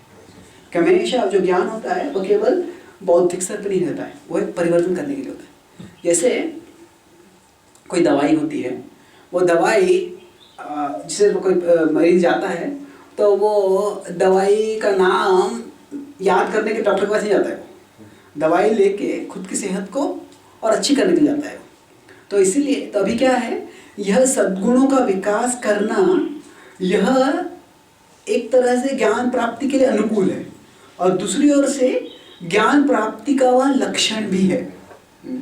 तो the list of qualities in the Bhagavad Gita is both descriptive and prescriptive. Descriptive of the सिद्धास एंड प्रिस्क्रिप्टिव फॉर द साधकास। मतलब क्या, कई बार जब भगवद गीता में गुण बताते हैं भगवान, तो क्या है, वह गुण सिद्धों में है, उसका वर्णन किया जा रहा है। तो वो डिस्क्रिप्टिव फॉर द साधकास, फॉर द सिद्धास, कि सिद्धों में ऐसे गुण हैं और ऐसे गुण जिनमें हम समझ सकते हैं कि ये सिद्ध है। और वह जो गुणों की वर्णन है वह प्रिस्क्रिप्टिव फॉर द साधकास, मतलब ऐसे गुणों का आप अनुसरण करोगे तो आप भी सिद्धि की ओर प्रगति करोगे। तो इस तरह से मतलब यह ज्ञान प्राप्ति के लिए अनुकूल भी है और ज्ञान प्राप्ति के लक्षण भी है। तो अभी ज्ञेयम यत्तत् प्रवक्ष्यामि, मतलब कि अभी ज्ञान के बाद जो विषय है ज्ञान का, उसके बारे में वर्णन करूंगा। तो अभी यज्ञात्वा अमृतम अश्नुते, अमृत से अमृत प्राप्त होगा। तो अमृत प्राप्त होगा तो क्या होगा, अमृत अनादिमत् परम ब्रह्म न सत्तन्नासद उच्यते। तो अभी यहाँ से श्लोक जो है 13वें श्लोक से 19वें श्लोक तक भगवान पहले आत्मा के बारे में बोलेंगे, फिर बाद में परमात्मा के बारे में बोलेंगे। तो यहाँ पे प्रभुपाद जी बोलते हैं, अभी अलग अलग आचार्य जो है ना, कभी कुछ आचार्य कहते हैं कि सब परमात्मा के बारे में वर्णन है। प्रभुपाद जी बोलते हैं कि यहाँ तो है कि यह पहला श्लोक जो है आत्मा के बारे में वर्णन है और इसको परमात्मा के लिए लिया जा सकता है, पर अधिकांश रूप से आत्मा का अनादि मत परम ब्रह्म, मत परम मुझसे अधीन है वो, तो ये क्या है, आत्मा। और न सत्तन्न सदुच्यते, वह इस भौतिक जगत के परिवर्तनों के परे है।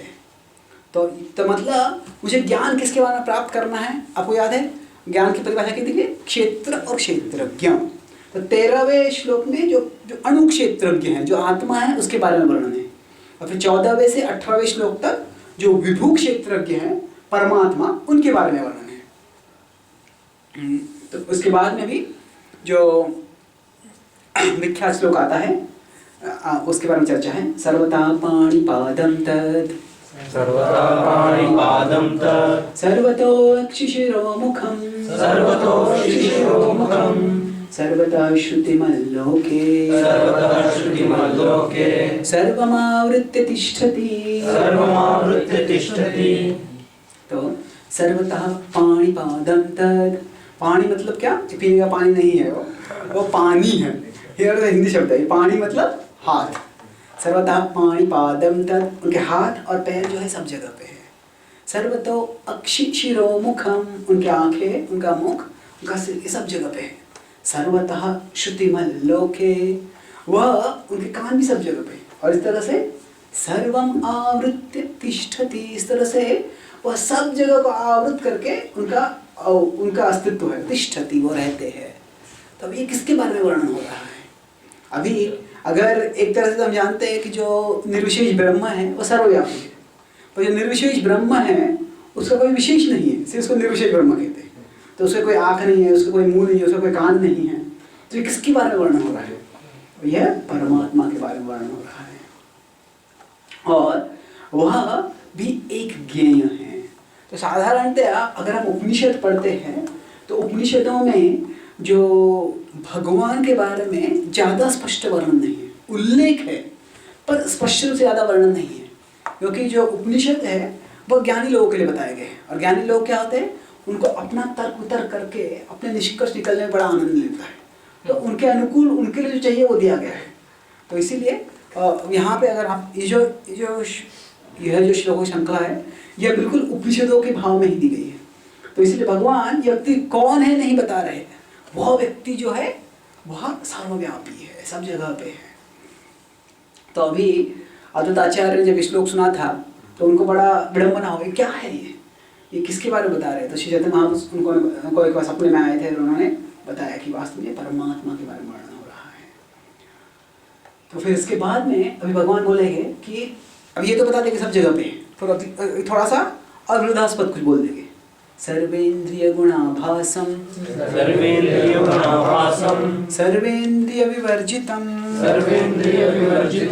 असक्तम सर्वभृच्चैव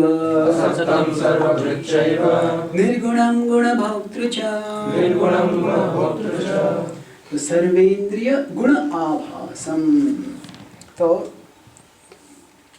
आभास मतलब कि जो स्रोत है जिससे आता है वो, तो सर्वेन्द्रिय गुणाभासम कि सब इंद्रियों के और सब गुणों के वो स्रोत है, पर स्वयं जो है सर्वेन्द्रिय विवर्जितम। अभी देखिए विरोध लगता है क्योंकि पिछले श्लोक में बताया कि सब जगह पे उनकी इंद्रिया है, आंखें है, कान है, मतलब ये तो क्या है, इंद्रिया ही है, ये सब जगह पे है। पर यह होते हुए भी क्या बोल रहे हैं उसके साथ साथ, क्योंकि कोई इंद्रिया है ही नहीं। तो इसका मतलब क्या है, अगर कोई बोल रहा है सब जगह पे इंद्रिया है और कोई इंद्रिया है ही नहीं, तो इसका मतलब क्या है, वो कोई विरोधाभास है वहाँ पे। तो एक्चुअली इन अंग्रेजी में दो शब्द है, मुझे हिंदी में क्या बोलते उसको पता नहीं, एक कॉन्ट्रडिक्शन है और दूसरा है पैराडॉक्स। तो कॉन्ट्रडिक्शन मतलब विरोधाभास, पर पैराडॉक्स मतलब कि वो जानबूझ के विडंबना है, आई थिंक इट्स पजल और बिविल्डरमेंट, पैराडॉक्स है विडंबना is a word in Kunti Maharani. विडंबना, तो ठीक है, विडंबना हो सकती है पैराडॉक्स। पैराडॉक्स में उसका क्या, वैसे विडंबना का भी क्या अर्थ है समझाना ही पड़ेगा क्योंकि हम सुनते हैं, पर मतलब क्या कि कभी कभी कोई चीज़ ऐसी विरोधास्पद लगती है जिससे कि और कोई गूढ़ तत्व बताया जाता है। ऐसे जो टीचिंग में बताते हैं, the least corrected papers are the most correct, least corrected papers are the most correct. मतलब क्या, अगर कोई टीचर ने चेक किया है पेपर, तो जो पेपर में सबसे कम मार्क है कि ये कुछ क्रॉस नहीं है, कुछ नहीं है, कुछ नहीं है, मतलब क्या है, जिनमें सबसे कम करेक्शन किया है टीचर ने, उसका मतलब क्या है, वह पेपर सबसे अधिक करेक्ट है, कि मतलब विद्यार्थी ने कुछ गलतियाँ की नहीं है, इसलिए क्या है, टीचर को ज़्यादा करेक्शन करने नहीं पड़े। तो पहले अगर हम सुनते हैं लीस्ट करेक्टेड पेपर और मोस्ट करेक्टेड, समझ में नहीं आता है लीस्ट और मोस्ट कैसे उसी चीज़ के कैसे हो सकता है।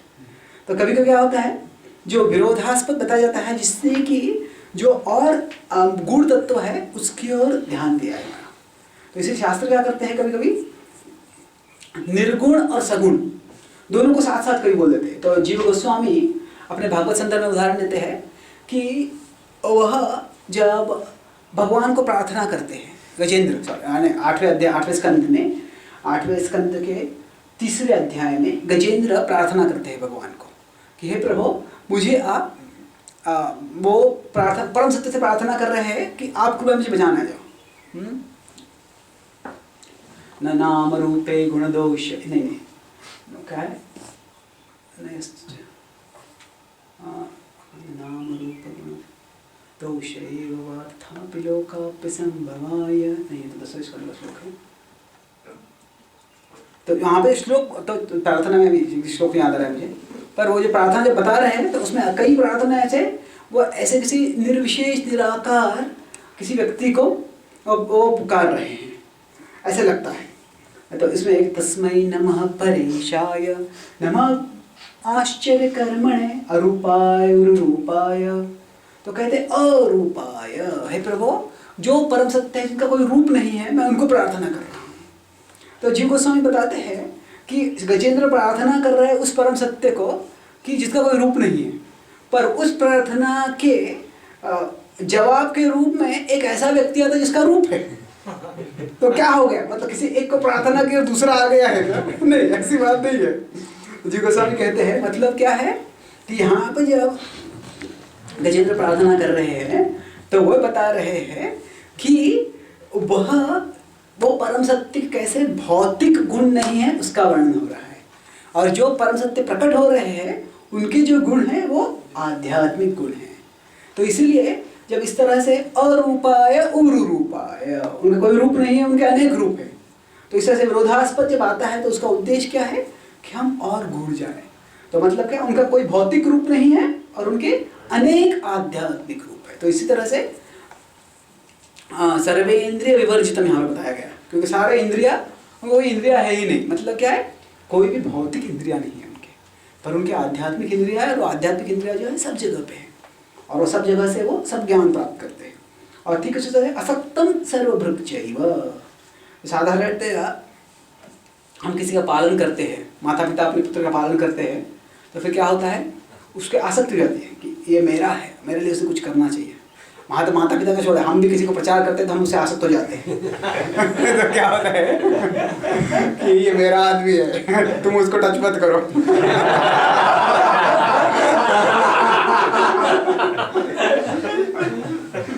तो क्या है, हम भी आसक्त हो जाते हैं, पर क्या है यहाँ पे असक्त सर्वभृक चैव, भगवान सबका पालन करते हैं पर आसक्त नहीं होते। संस्कृत तो शब्द है आसक्त और असक्त, उनका अर्थ पूरा विरोध है। आसक्त मतलब कि जो भक्ति बहुत तीव्रता से वो उसमें बद्ध हो गया, असक्त मतलब कोई आसक्ति नहीं है। तो निर्गुण गुण भोक्तृ, उस तरह से वह गुणों के परे है फिर भी वो गुणों के स्वामी है। गुण भोक्तृ मतलब यहाँ पे ऐसे नहीं कि भौतिक चीज़ों का भोग करते हैं, पर सारा भौतिक चीज़ों का जो कार्य हो रहा है वो उनके अधीनता में हो रहा है, उनके निरीक्षण में हो रहा है, उनके आदेश के अनुसार हो रहा है। तो इस तरह से ये जो विरोधास्पद श्लोक है उसका हम अर्थ समझ सकते हैं। तो वही अभी विरोधास्पद जो है उसके बारे में आवाज चलेगा। बहिरन्तश्च भूतानां अचरं चरमेव च सूक्ष्मत्वात् तदविज्ञेयं दूरस्थं चान्तिके च बहिरन्तश्च भूतानां, सबके अंदर भी है बाहर भी है।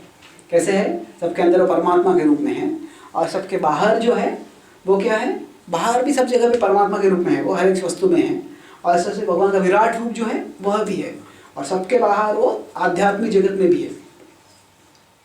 बहिरन्तश्च भूतानां, तो वास्तव में जो तत्वज्ञान है उसमें भगवान की दो संकल्पनाएं हैं कि क्या भगवान निसर्ग के अंदर है या निसर्ग के बाहर है। तो जब भगवान निसर्ग के अंदर है उसको कहते हैं इमैनेंस, और भगवान जब निसर्ग के बाहर है उसको कहते हैं ट्रांसेंडेंस। तो हम ट्रांसेंडेंटल शब्द बहुत बार इस्तेमाल करते हैं। ट्रांसेंडेंटल का अर्थ क्या है कि भगवान निसर्ग के परे है। तो भगवान आध्यात्मिक जगत में जो है वो निसर्ग के परे है, भौतिक निसर्ग के परे है। तो Krishna is transcendental but he is also immanent, वो निसर्ग के अंदर भी है, हम सबके आत्मा, हम सबके हृदय में है, हर एक परमाणु अणु में है वो। तो भगवान दोनों है, निसर्ग के अंदर भी है और निसर्ग के बाहर भी है। तो ये जो वैदिक भगवान की संकल्पना है उसको अभी थीइज्म पता है आपको, थीइज्म और एथीइज्म।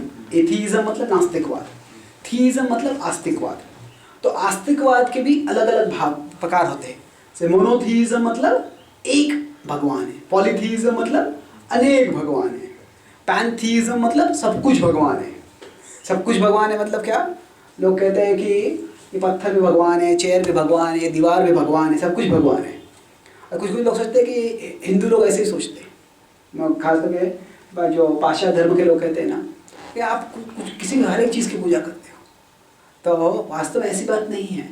हम देखते हैं कि नरसिंहदेव जब प्रकट होते हैं दीवार से, भगवान अभी तो क्या आता है कि वासुदेव सर्वमिति भगवान कहते हैं कि वासुदेव सब कुछ है। तो वैदिक संकल्पना क्या है कि God is everything but everything is not God. मतलब क्या, भगवान सब जगह पे है। कैसे? सब कुछ भगवान सब कुछ है, क्योंकि सब कुछ भगवान की ही शक्ति है। तो इसीलिए अभी भगवान इस दीवार में भी है, उनकी शक्ति है, या तकिए में भी है, कुर्सी में भी, सत्य उनकी शक्ति है, भौतिक शक्ति है, उनकी आध्यात्मिक शक्ति है। तो जब प्रहलाद महाराज को पूछा गया था तुम्हारे भगवान कहाँ है, तो उन्होंने कहा सब जगह पे है। क्या दीवार में है? हाँ जरूर है। और जब फिर भगवान उस खंबे से प्रकट हो गए तो क्या हुआ, प्रहलाद महाराज ने उस खंबे को प्रणाम नहीं किया, भगवान को प्रणाम किया। भगवान को माला पहनाई, खंबे को माला नहीं पहनाई। क्यों? मतलब क्या है कि ऐसे नहीं कि हम सब चीज़ों को पूजा करते हैं।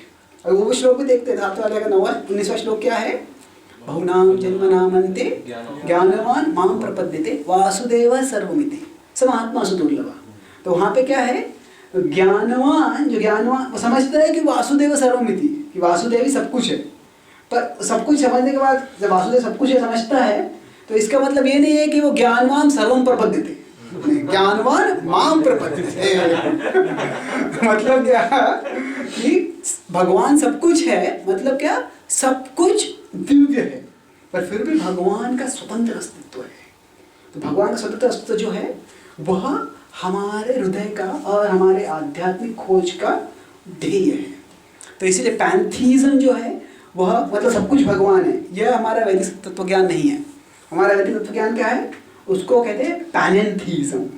पैनेंथीज्म मतलब क्या कि everything is God and God is still beyond everything also. सब निसर्ग जो है उसमें सब भगवान का ही एक रूप है, पर भगवान उसके सबके परे भी है। तो जो है यहाँ पे बताया जा रहा है वो सबके अंदर है, बहिरंतश्च भूतानां अचरं चरमेव, सबके अंदर है पर उसके बाहर भी है। दूरस्थम चान्तिके चितत्, वो सबके अंदर है पर सबसे दूर भी है। और यहाँ पे एक विलक्षण चीज़ बताई जा रही है, ये जो विभाग चालू हुआ तो तब बताया गया कि ज्ञेयम यत्तत् प्रवक्ष्यामि, जो ज्ञेय है उसके बारे में बताऊंगा मैं। और यहाँ पे भगवान बता रहे हैं कि जो ज्ञेय है वो अविज्ञेय है, कि सूक्ष्मत्वात् तद् अविज्ञेयम्। तो जो ज्ञेय है, जो ज्ञान प्राप्त करना है उसको उसका ज्ञान प्राप्त नहीं कर सकते। इसका क्या मतलब है? इसका मतलब ये है कि वास्तव में हम इसको पूर्णतया कभी समझ नहीं सकते हैं। भगवान को हम पूर्णतया कभी समझ नहीं सकते, पर हम भगवान को उतना ज़रूर समझ सकते हैं जिससे कि हम उनसे प्रेम कर सकते हैं, जिससे हम उनके प्रति आकृष्ट हो सकते हैं। पर पूर्णतया जहाँ भगवान को समझना है वो नामुमकिन है, वो अविज्ञेयम भगवान है। इस तरह से उनको पूर्णतया हम समझ नहीं सकते हैं। तो जीव गोस्वामी कहते हैं संदर्भ में कि अगर कोई व्यक्ति ये स्वीकार नहीं करता है कि भगवान के अचिंत्य गुण हैं, तो वो मतलब क्या कह रहा है, वो मतलब भगवान के ऐसे कोई गुण हैं जो उनको मैं मेरे बुद्धि से समझ नहीं सकता। कोई कहता है कि भगवान के सब गुणों को मेरे बुद्धि से समझना ही है। अगर आप कहते हो कि भगवान के ऐसे कोई गुण हैं जिनको मैं मेरे बुद्धि से समझ नहीं सकता, तो वह तर्क खिलाफ है, इसलिए मैं स्वीकार नहीं करूँगा। कोई कहता है ऐसे, तो ये उसमें कहते हैं कि वो व्यक्ति क्या कर रहा है, वह व्यक्ति अपने बुद्धि को भगवान बना रहा है। मतलब जो मेरे बुद्धि से समझ नहीं सकता मैं, वह भगवान के पास भी नहीं हो सकता है। मतलब क्या, मेरी बुद्धि सर्वश्रेष्ठ हो गई, भगवान से भी बड़ी मेरी बुद्धि हो गई है। तो यह अनुचित है। इसीलिए अभिज्ञेय मतलब क्या है कि भगवान के जरूर ऐसे गुण होंगे जो मैं समझ नहीं पाऊंगा। तो इस तरह से दूरस्थम चान्तिके चितत्। और फिर बाद में भगवान सर्वव्यापी है उसका वर्णन होगा परमात्मा के रूप में। अविभक्तम च भूतेषु विभक्तम इव च स्थितम भूतभर्तृ च तज्ज्ञेयम् ग्रसिष्णु प्रभविष्णु च अविभक्तम च भूतेषु। अविभक्तम, उनका कोई विभाग नहीं हुआ है, पर विभक्तम इव च स्थितम, ऐसे लगता है कि विवाह हो गया है। अभी आपके हृदय में परमात्मा है, मेरे हृदय में परमात्मा है, वो दोनों वास्तव में एक ही है, पर फिर भी ऐसे लगता है कि वो अलग है। अभी क्या होता है, कभी कभी हमें कोई उपदेश देता है कि अगर हम जब में बहुत सो रहे हैं तो कोई बोलता है तो आप थोड़ा जल्दी सो जाओ, आपको अच्छी नींद हो जाएगी, फिर आपको आप जब अच्छा कर सकते, हम सुनते नहीं हैं। फिर बाद में हमको ही अंदर से लगता है कि मुझे सुबह उठना चाहिए, सुबह उठना चाहिए, तो अच्छा जब करें तो जल्दी सोना चाहिए। तो क्या होता है, अभी वही परमात्मा जब किसी और से बोलते हैं और हमारे अंदर से बोलते हैं, तो क्या होता है, जब हमारे अंदर से आते हैं तो हम उसके लिए रिसेप्टिव होते हैं, कहीं और से आते तो रिसेप्टिव नहीं होते। तो उसका सुझाव मैं क्यों स्वीकार करूँ, मेरा आइडिया है तो मैं करूँगा जरूर। तो इसीलिए प्रचार का भाव कैसे होना चाहिए कि प्रचार ऐसा करना चाहिए कि व्यक्ति को लगना चाहिए मेरा ही आइडिया है। तो फिर तो कैसे होता है कि अगर वो व्यक्ति को लगेगा कि ये मेरा आइडिया है, ये मेरा प्रोजेक्ट है, ये मेरा योजना है, तो व्यक्ति उसकी पूरी जिम्मेदारी स्वयं स्वीकार कर लेगा और फिर उसके बाद में वो स्वयं कर पाएगा। तो वही परमात्मा दूसरे से ज्ञान दे सकता है, स्वयं से भी ज्ञान देता है, हमको लगता है ये अलग है, वास्तव में एक ही परमात्मा ज्ञान दे रहा है।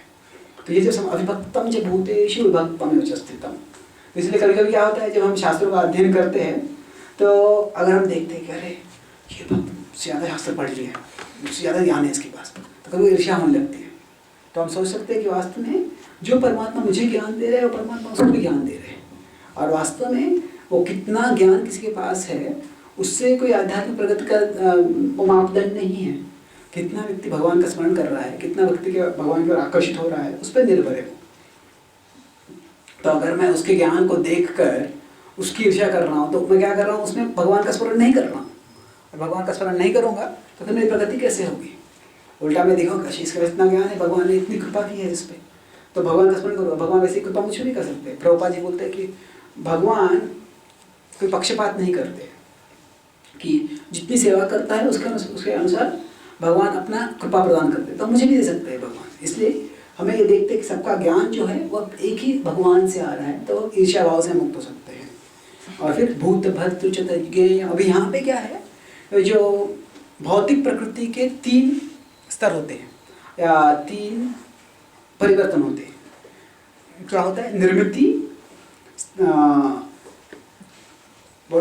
मेंटेनेंस, पालन और ह्रास या विनाश।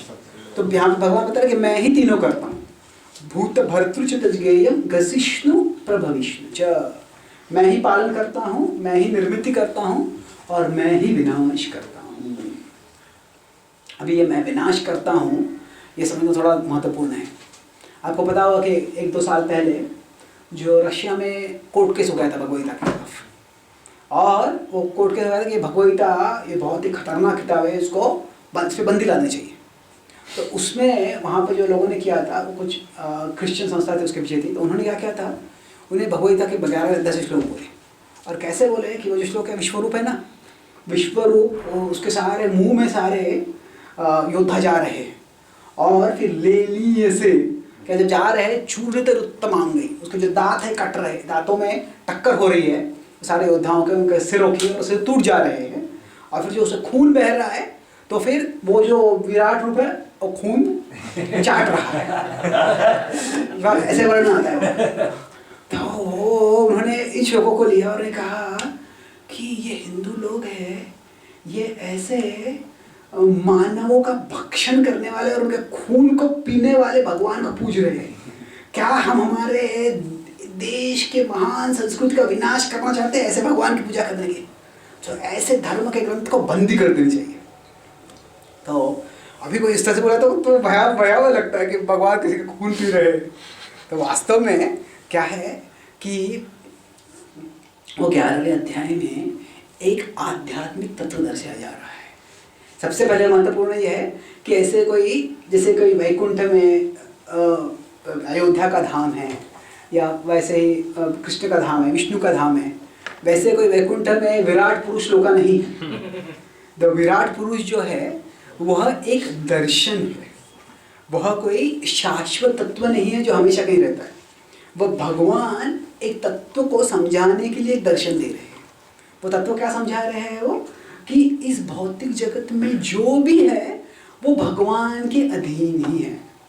तो इस भौतिक जगत में क्या होता है, निर्मिति होती है, पालन होता है, ह्रास होता है, तो वह सब भगवान के अधीन ही होता है। तो विनाश भी भगवान के अधीन ही होता है वो। तो यह समझा जा रहा है। और सबसे पहले तो हमारी संस्कृति है कि विनाश ये कहीं भगवान के नियंत्रण के परे नहीं है, भगवान के नियंत्रण के अधीन ही विनाश भी होता है। कुछ कुछ धर्म कहते हैं, उनको पूछते हैं कि अरे इतने ये सुनामी क्यों आता है, भूकंप क्यों आता है, भगवान ऐसे क्यों होने देते हैं? तो कहते हैं वास्तव में भगवान इस दुनिया का नियंत्रण करते ही नहीं है। क्या मतलब बोले? इस दुनिया का नियंत्रण शैतान करते हैं, इससे शैतान ये सारा विनाश करवाते हैं। और वो कहते हैं कि जब भगवान एक अंत में अनेक सालों के बाद भगवान और शैतान में एक बड़ा युद्ध हो जाएगा और तभी भगवान शैतान को हरा डालेंगे, उसको मार डालेंगे और फिर तभी इस दुनिया में कोई दुख नहीं होगा और तभी सारा कल्याण हो जाएगा। और वह जो उसको जजमेंट डे कहते हैं, वो क्या है कि उस समय सारे लोग जिन्होंने भगवान में श्रद्धा रखी है, भगवान में श्रद्धा नहीं रखी है, उन सबका निर्णय किया जाएगा। जिन्होंने भगवान में श्रद्धा नहीं रखी है, उनके भगवान की श्रद्धा मतलब जीसस क्राइस्ट में श्रद्धा रखी हुई है, तो वो सब हमेशा के लिए नरक में चले जाएंगे। और जो श्रद्धा रखी है वो हमेशा के लिए और भगवान के धाम में चले जाएंगे, ऐसा भी संकल्प बना है। तो क्या है, ये जजमेंट डे जो है वो अभी तक 230 बार आके चला गया है। मतलब वो बोले कि अभी 1878 के 16 अगस्त को जजमेंट डे आने वाला है, उसके पहले जीसस के शरण में आ जाओ। तो 16 अगस्त आ गया और चले गया। बोले जीसस इतना कृपालु, उन्होंने और समय दे दिया। तो ऐसे अभी तक 230 बार हो चुका है। तो यह क्या है वास्तव में, यह जो भाव है, यह ऐसे जो अपूर्ण तत्वज्ञान जब होता है तो वो समझ नहीं पाते कि ये भौतिक जगत में विनाश क्यों होता है। तो क्या है, भौतिक जगत में जो Krishna destroys the temporary to make way for the eternal. भगवान को विनाश करने का कोई रुचि नहीं है, पर जो अशाश्वत है उसके विनाश के द्वारा शाश्वतता की ओर हमारी चेतना जो है आकृष्ट करे। तो इस भौतिक जगत में जो विनाश होता रहता है उससे हम देखते हैं विनाश हो जाता है, तो शाश्वत क्या है उसकी ओर हमारी चेतना धीरे धीरे आकृष्ट होती है। और विशेष करके जो विराट रूप का जो दर्शन है, ग्रसिष्णु प्रभ विष्णु, ग्रसिष्णु मतलब मैं ग्रहण करता हूँ, प्रभ विष्णु मतलब मैं निर्माण करता हूँ। तो ग्रसिष्णु जो है ना वो थोड़ा खतरनाक लगता है, तो इसलिए हम इसको हमें प्रभु विष्णु स्वामी नाम के सन्यासी थे, पर ग्रसिष्णु स्वामी साहब कोई सन्यासी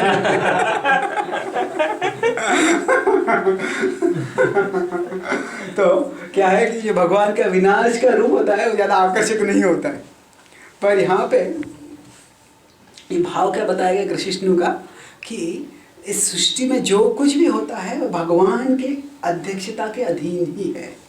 तो चौथे अध्याय में भगवान ने बताया अर्जुन को कि आप युद्ध जो कर रहे हो, युद्ध भी एक यज्ञ है। तो यज्ञ में साधारण यज्ञ क्या होता है, अग्नि होती है और अग्नि में आहुति प्राप्त की जाती है। तो ऐसे बताया था कि अग्नि जो है वो सारे देवताओं का प्रतिनिधित्व करता है। ऋग्वेद में वर्णन आता है कि देवानाम अवमो अग्नि परमो विष्णु तदंतर सर्वदेवता। ऐसे बताया कि देवा में सबसे नीचे जो है अग्नि है, सबसे ऊंचे जो है विष्णु है और उनके बीच में बाकी सब देवता है। अभी सबसे नीचे अग्नि है मतलब क्या, कैसे नहीं कि वो सबसे कम शक्तिशाली है अग्नि, पर बाकी सारे देवताओं से जो संपर्क है हमारा अग्नि के द्वारा होता है। तो जब हम अग्नि में यज्ञ में कुछ आहुति डालते हैं तो वो अग्नि स्वीकार करता है और अग्नि बाकी सब देवताओं को देता है। तो इसलिए जो अग्नि विष्णु का मुंह माना जाता है। तो यहाँ पे जो विश्व रूप के दर्शन में भगवान क्या बता रहे हैं कि साधारण जब आहुति हम अर्पण करते हैं तो वो अग्नि अपने मुंह के द्वारा स्वीकार करती है। तो ये जो कुरुक्षेत्र का युद्ध है ये भी एक प्रकार का यज्ञ है और इस यज्ञ में जो सारे अधार्मिक लोग हैं वो एक आहुति के रूप में अर्पित किए जा रहे हैं और वो आहुति भगवान स्वीकार करने वाले हैं, उसका दर्शन दिया जा रहा है। विराट रूप अपना मुंह खोल के, जब मुंह खोल के जो स्वीकार कर रहे हैं वो ऐसे नहीं है कि भगवान को किसी का खून के प्यासे है, पर वो एक दर्शाया जा रहा है तत्व कि जो विनाश है वह भी भगवान की योजना के अधीन ही है। और विशेष करके जो कुरुक्षेत्र के युद्ध में जो विनाश हो रहा है वह एक यज्ञ के रूप में है और यज्ञ की अभी आहुति जो है वो भगवान स्वयं स्वीकार करने वाले हैं। उसका आश्वासन देने के लिए अर्जुन को ऐसा दर्शन दिया गया है। तो प्रभविष्णु प्रभविष्णु च, इस तरह से भगवान संपूर्ण सृष्टि के स्वामी हैं और संपूर्ण सृष्टि के जो भी हो रहा है उसमें वो दर्शन दिलाते हैं। इसके आगे जो चर्चा है हम कल करेंगे। बहुत बहुत धन्यवाद। श्रीमद् भगवद गीता की जय, श्रील प्रभुपाद की जय, गौर भक्तवृंद की जय, गौर प्रेमानंद।